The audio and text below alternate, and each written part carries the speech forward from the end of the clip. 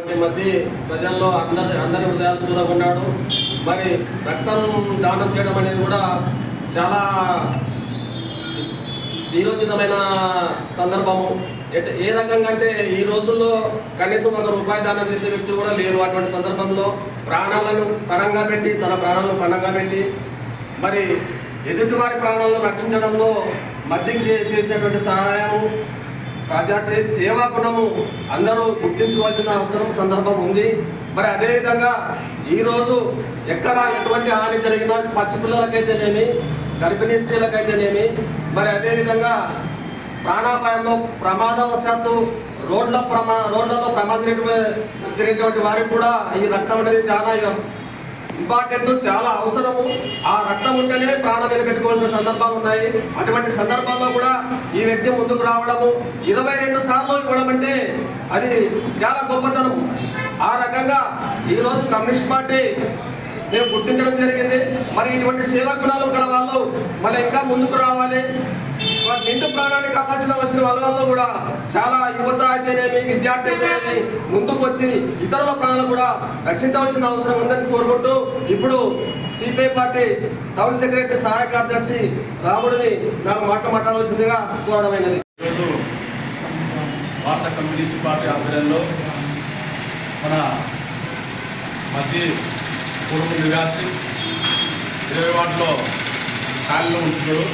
మధ్య ఈ గ్రామంలో జిల్లాలో ఎక్కడ ఆపద బెడ్ కావాలంటే మధ్యకి ఫోన్ చేస్తే తక్షణమే అందుబాటులో లేకుండా ఆయనకున్న పరిచయాల వల్ల వేరే వాళ్ళకి కానీ ఫోన్ చేసి అటువంటి రక్తం కావాల వాళ్ళకి యాసిడ్ కానీ ఒక గర్భిణీ స్త్రీలకు కానీ ఏ మాత్రం రక్తం అవసరం ఉందంటే మధ్యకి ఫోన్ చేస్తే ఆయన ఖచ్చితంగా సహాయం చేస్తాడనే గుణంతో ప్రజలంతా కూడా ఆయనకు ఫోన్ చేస్తూ జరుగుతుంది.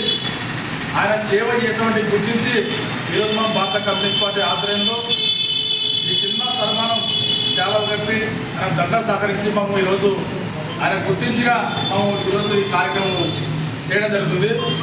ఈ కార్యక్రమానికి వచ్చేసినటువంటి అందరికీ కూడా పత్రికా విలేకరులకి నాగేశ్వర్ కానీ చెప్పి సోమేశ్ రాముడు ఇటువంటి గొల్ల సంఘం నాయకుడు శ్రీరాములు సిపిఐ పార్టీ పట్టణ కార్యదర్శి శేషన్న గారు అలాగే తిమ్మప్ప రాముడు వాళ్ళందరికీ కూడా పేరు పెట్టిన మేము ధన్యవాదాలు తెలుపుకుంటూ ఇలాంటి ప్రజాసేవ అనేది రక్తదానం అంటే చిన్నతనం కాదు.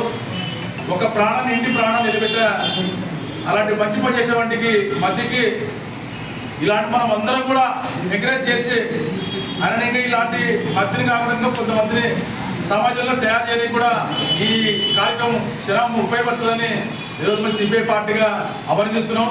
ఇలాంటి వాళ్ళని మనం ఎంకరేజ్ చేయాలా. ఇంకా రాబోయే రోజుల్లో కూడా రక్తం అంటే ప్రాంతాలు అంటే ఎవరంటే మధ్య అని ఒక మంచి గుర్తింపు రావాలని మేము ఈరోజు సిపిఐ పార్టీగా మేము మనసుతో కోరుకుంటున్నాం. మధ్యకి మా తోచిన సాయం ఈరోజు సన్మానం ఇంకా కార్యక్రమం పెట్టాము. ఆ సన్మానము ఇక్కడ ఉన్నటువంటి నాయకత్వం కూడా మధ్యరెడ్డికి కూడా సన్మానం చేయడం జరుగుతుంది.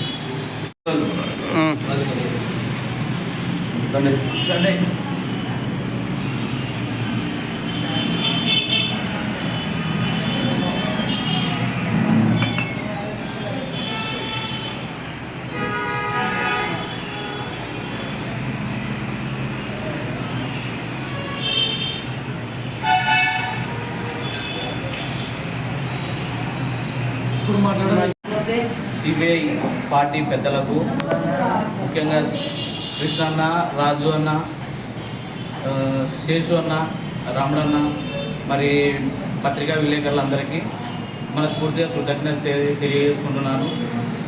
ఈ యొక్క సన్మానానికి నన్ను అర్హుడిని చేసినందుకు ముఖ్య ఉద్దేశం దాదాపుగా నేను రీసెంట్గా జరిగినటువంటి భగత్ సింగ్ జయంతి వేడుకల సందర్భంలో నేను రక్తదానం చేయడం జరిగింది. నా తోటి మిత్రులతో చేయించడం కూడా జరిగింది. ఆ కార్యక్రమంతో నేను దాదాపుగా 22 సార్లు రక్తదానం చేయడం పూర్తి చేసుకున్నాను.